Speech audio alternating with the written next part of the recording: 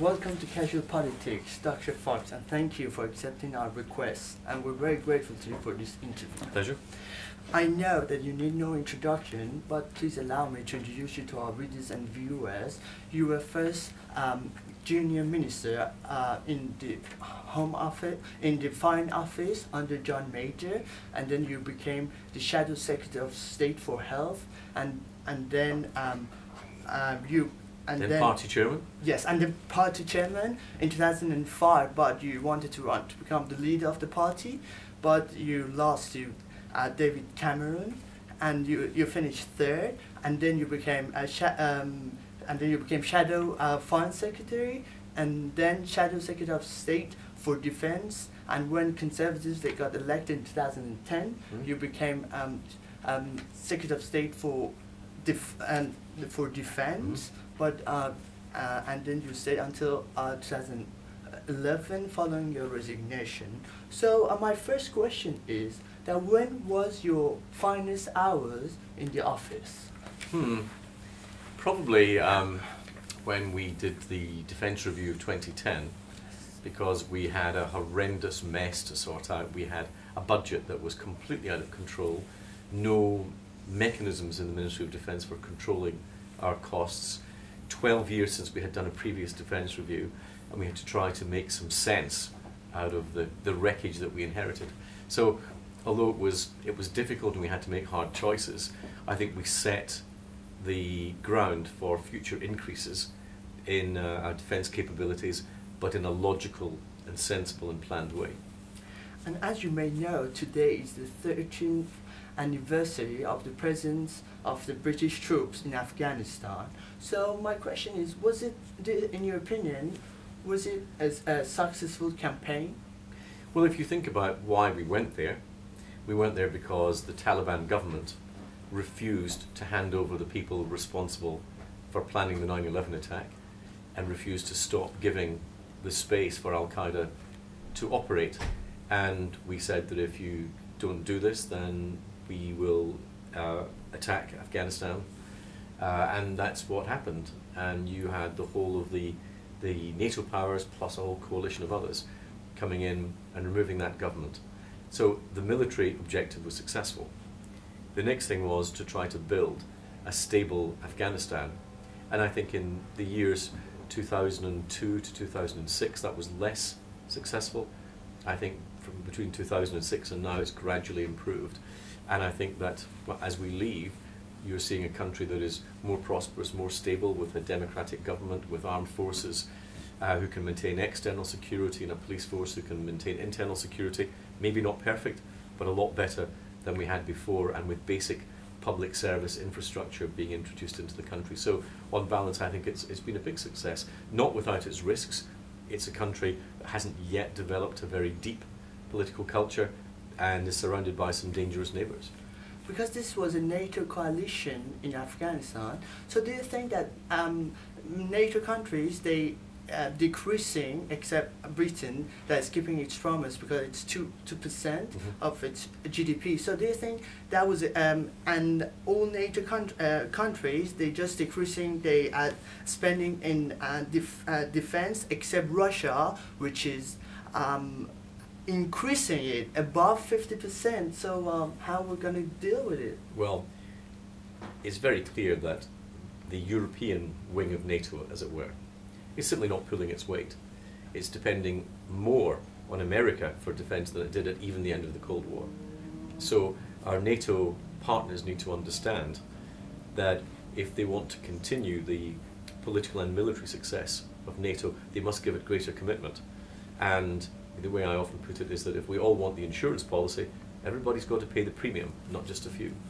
And last week at the party conference, Michael Fallon said that Britain will keep its promise until 2014 and 15. So 2% of GDP will spend for defense. But what will happen beyond 2015? Will be cuts.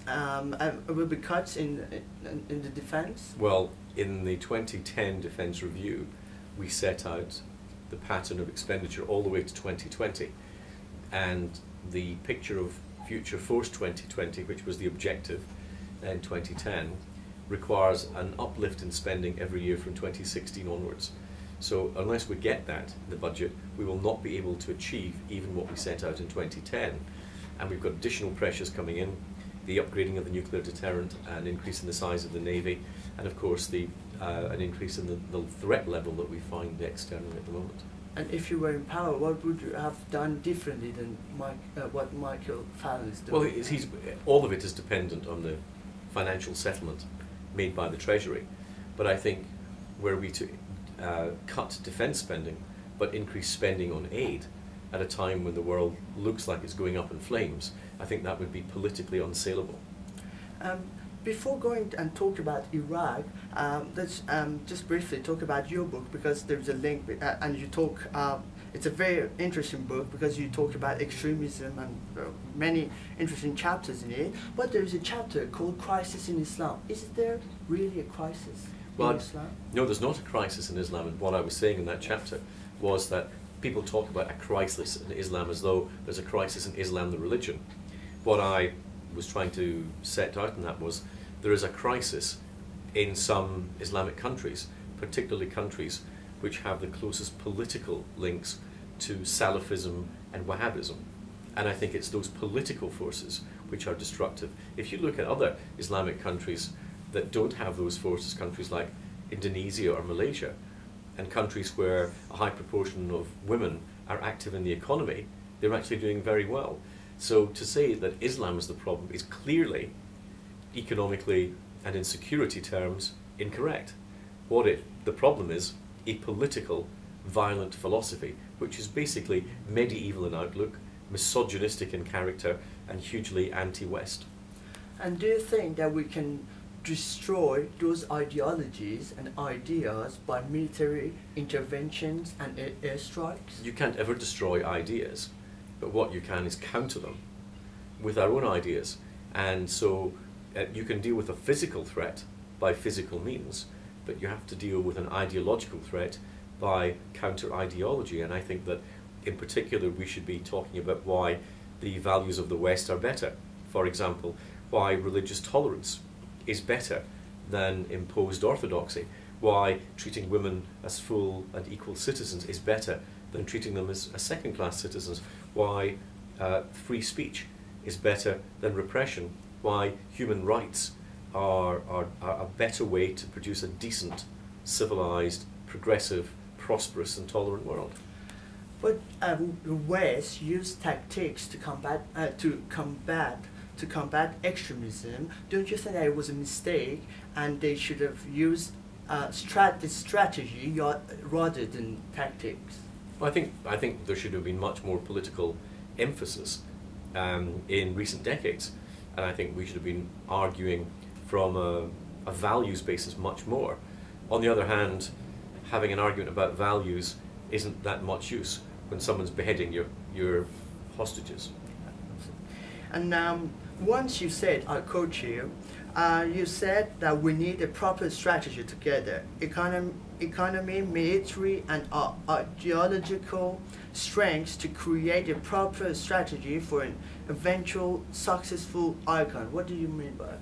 Successful outcome where? Yeah. Well, in all of these places in the Middle East, there's a very point I think you were making, that you cannot do it by military means alone. You need to do it by economic levers. You need to use political, diplomatic, military. All of these things need to come together, wrapped in a very strong and clear ideological direction. So we didn't win the Cold War by pulling one lever and leaving the rest unused. We used all of them. We dealt with propaganda by counter-propaganda. We matched Russia's military might with our own. We outperformed them in terms of the economy, and we believed we were right. So ultimately, I think our values triumphed over theirs. Talk about Cold War. Do you think that now we're in an area of that we can talk about clash of civilizations? For example, West versus Middle East? No, I don't. I think you can talk about a class of ideologies, but I wouldn't regard ISIS as being civilized in any way, shape or form, nor would I say that they represented the Middle East. I think represent no one but themselves, and they're extremely barbaric, backward-looking ideology.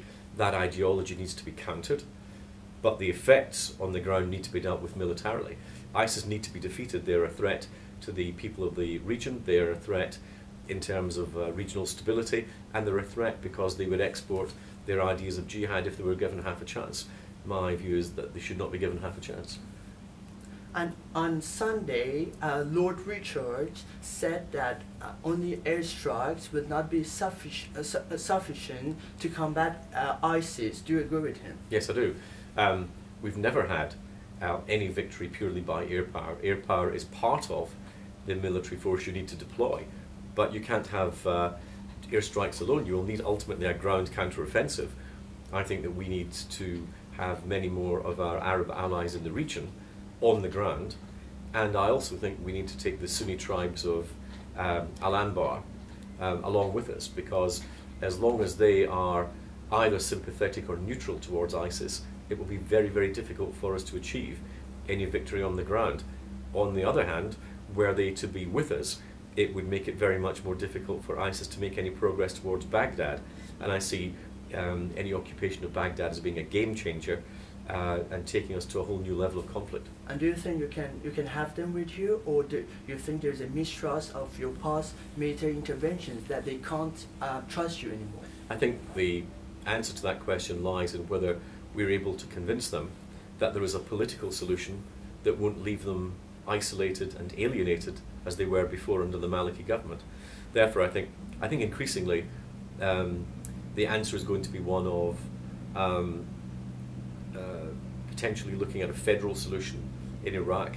It's quite hard to see how the current unitary state in Iraq can continue to exist, because it has so much lost the confidence of the Sunni tribes in Anbar. And I think were you to look at having an autonomous Kurdish area, an autonomous Shia area, and an autonomous or semi-autonomous Sunni area, I think that gives you perhaps the framework for enough of a political settlement to be able to bring some of those forces on board who might tip the balance militarily. And as you may know, there are still many ISIS bases in Syria. So will David Cameron recall another vote for intervention in Syria?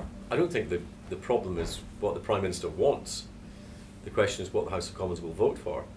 And it's very clear that the Labour Party and the Liberal Democrats either don't understand the military need to strike ISIS in Syria, or are playing party politics and are running their policies by opinion poll, which I think would be a pretty pathetic thing for them to do, but I think is indicative of why, especially in the case of Ed Miliband, he's utterly unsuited for the highest office in the country. And so how do you foresee the future of Iraq? Do you think they will get rid of ISIS, these Islamist groups? Here is the test that we face. We are facing a genuine challenge by a group that, if they're successful, they will establish a hardline Sunni caliphate pretty much from the border of Lebanon all the way to the border of Iran. That poses some considerable danger.